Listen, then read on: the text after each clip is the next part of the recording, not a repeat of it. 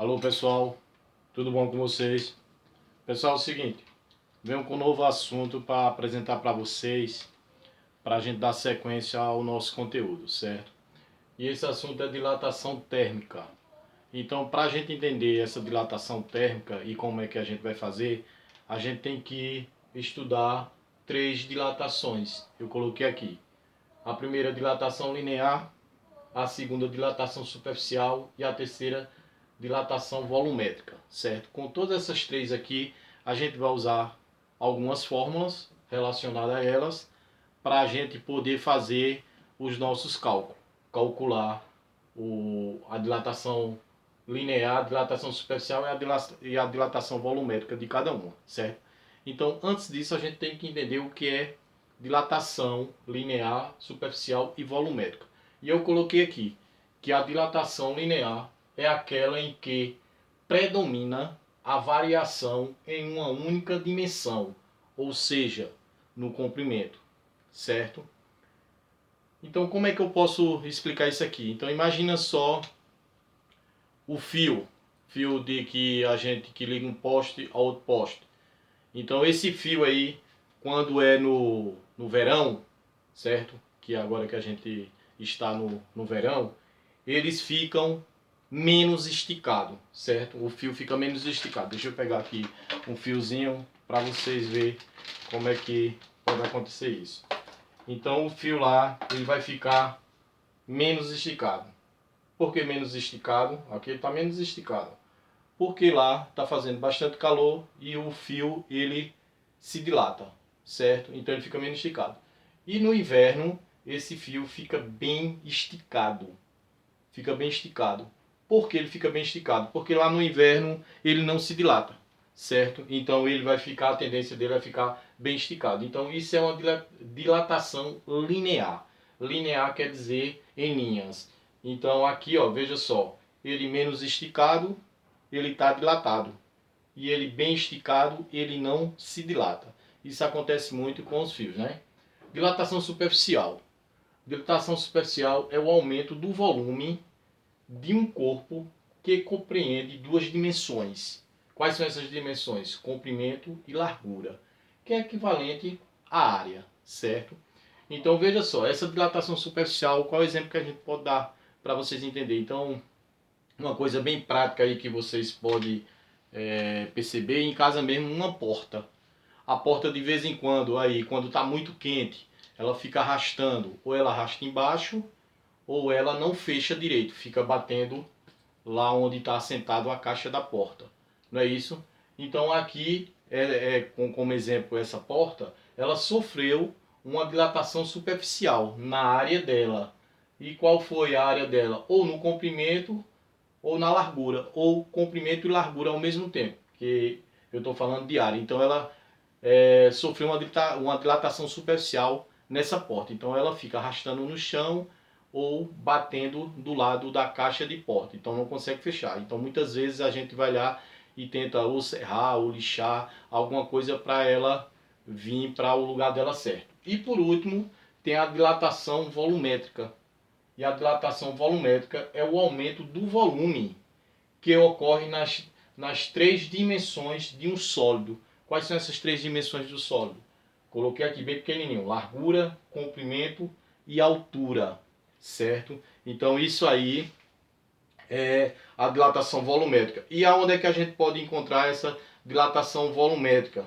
Então imagina só, quando vocês colocam, se ele está falando em volume, vamos colocar um exemplo bem prático. Quando vocês colocam um leite para ferver, então quando esse leite ele está fervendo, ele sofre uma dilatação volumétrica em todas as dimensões dele, do leite, que é na largura, no comprimento e na altura, né? Ele se dilata, certo? Então isso é uma dilatação volumétrica. Então esses aqui são os conceitos básicos que eu quero mostrar para vocês sobre dilatação linear, dilatação superficial e dilatação volumétrica. Eu vou colocar agora algumas fórmulas aqui no quadro referente a isso e algumas letras, que são os caracteres, com o significado de cada uma, porque isso a gente vai ter que aprender para a gente poder resolver os nossos exercícios, tá ok?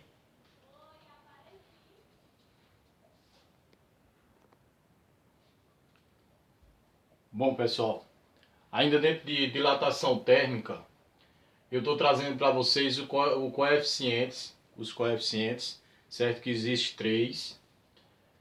Essa letrinha aqui, que é a letrinha alfa, é o coeficiente linear, certo? Então, dentro da fórmula, a gente sempre vai encontrar um coeficiente, ou coeficiente linear, ou coeficiente superficial, ou coeficiente volumétrico. E cada um tem uma letra. Então, a letrinha alfa é o coeficiente linear, certo? A letrinha beta, que é esse B aqui com o tracinho, é o coeficiente superficial. E esse coeficiente superficial, que é a letrinha B, ele vale ou ele é igual a 2 vezes o coeficiente linear, que é 2 vezes alfa. E por último, eu tenho um coeficiente volumétrico, que é a letrinha representada pela letra gama.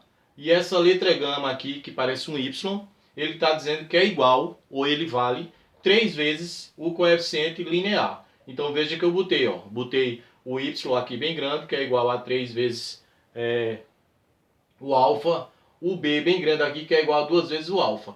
E o alfa sozinho é ele sozinho mesmo, certo? Então existem 3 coeficientes que a gente vai usar dentro das fórmulas.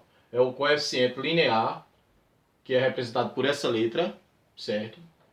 O coeficiente superficial, que é representado por essa letra, e o coeficiente volumétrico, que é representado por essa letra. Essa letra é o alfa, aqui é o beta e aqui é o gama, certo? Outra coisa que eu quero que vocês aprendam são as letrinhas que vai vir nas fórmulas, para a gente saber o que é que representa cada letra dessa. Então eu coloquei que o LI, tá aqui, ó, é o comprimento inicial. O LO é o comprimento, ou o LI, é isso. LI é comprimento inicial. E o LO também, que pode vir, também é comprimento inicial. Ou ele vai estar representado pelo LI ou LO. Se vier uma dessas duas, LI ou LO, se chama comprimento inicial. O L sozinho, comprimento final. Se ele vier o L com a letra F, também é comprimento final. Então vocês têm que prestar bem atenção nisso aí.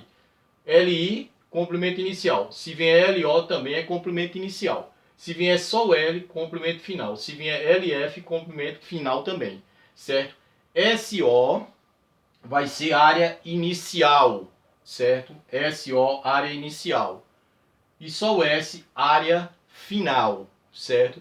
Tem um pouquinho de diferença quando a gente calcula lá anteriormente a variação de espaço. Que lá na variação de espaço, o S sozinho é o espaço final e o S é o espaço inicial. Aqui é um pouquinho o contrário para você entender. Ó. SO, área inicial, e o S sozinho, área final.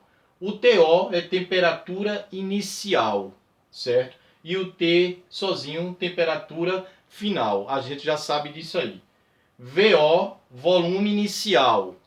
E só o V, volume final. Se a gente estivesse estudando velocidade, isso era velocidade inicial e velocidade final. Só que a gente não está estudando velocidade, que é volume, né? Porque tem a gente vai estudar, tem a dilatação térmica volumétrica. Então, V de volume. Então, VO, volume inicial.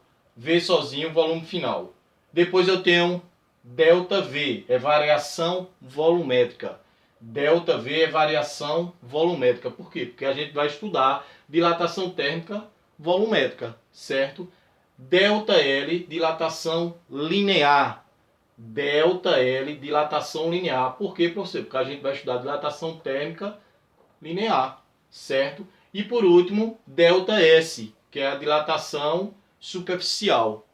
ΔS, dilatação superficial. Então essas são as letras com o significado de cada uma que eu quero que vocês aprendam. Eu agora vou botar as 3 fórmulas, certo? De dilatação linear, dilatação superficial e dilatação volumétrica. E vou colocar algumas coisas do lado da fórmula escrevendo para vocês aprenderem. Com essas 3 fórmulas que eu vou passar agora, são as fórmulas que a gente vai aprender a fazer os nossos exercícios, a fazer as nossas tarefas. Então vocês têm que prestar bem atenção nesse significado de cada letrinha dessa aqui, senão vocês não vão compreender. Beleza, pessoal? Vou apagar o quadro e vou colocar as fórmulas.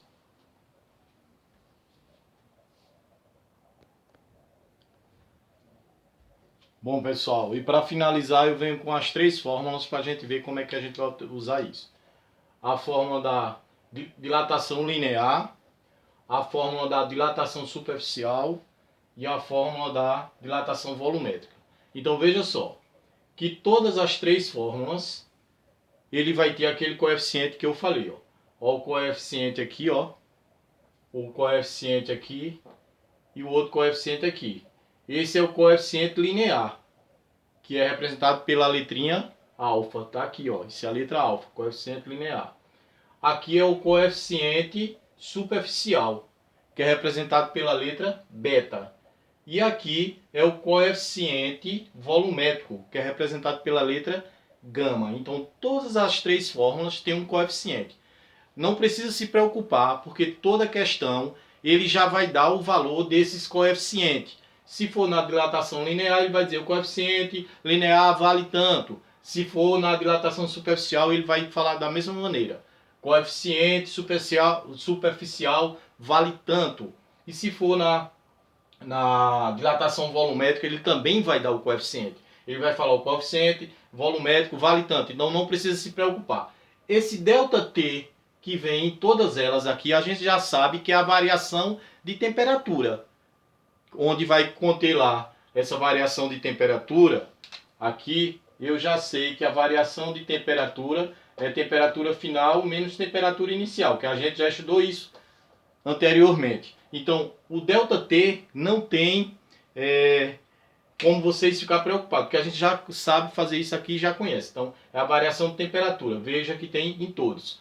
E o que é que significa LI, SO e o VO? Eu já falei anteriormente, a gente já viu agora no decorrer do vídeo, que o LI é o comprimento inicial. Esse LI, ele pode vir também só LO. Então, LO é comprimento também inicial.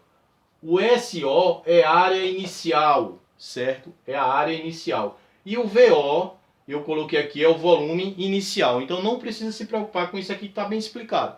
Então é só vocês olhar a fórmula e definir. Então geralmente ele vai pedir para vocês calcular a dilatação linear. A dilatação linear aqui está representado pela letra aqui, ó, o ΔL, certo? Que é a variação linear ou variação de comprimento, certo? Dilatação linear ou variação de comprimento. Aqui o ΔS é dilatação superficial ou variação de área, certo?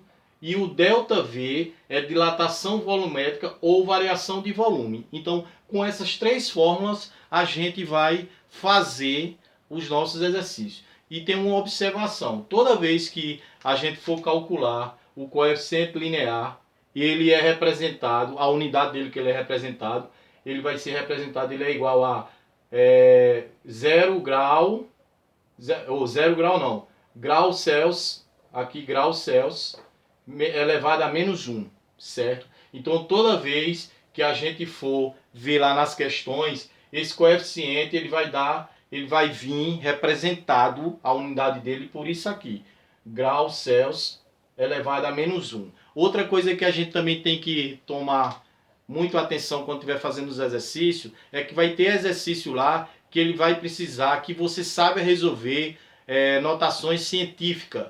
E notações científicas você já vê lá dentro de matemática, certo? Então não precisa se preocupar, quando for resolver tem que colocar tal número, se o número for muito grande, em notação científica. Eu vou fazer alguns exercícios e vocês vão ver como é que faz esses exercícios, certo? Colocando com essa representação de anotações científicas. Então o que eu queria explicar sobre dilatação térmica é isso aí, que é o essencial, certo? São essas 3 fórmulas que a gente vai precisar usar e saber como é que a gente resolve as nossas questões que vai vir para a gente fazer. Beleza? Tchau, tchau.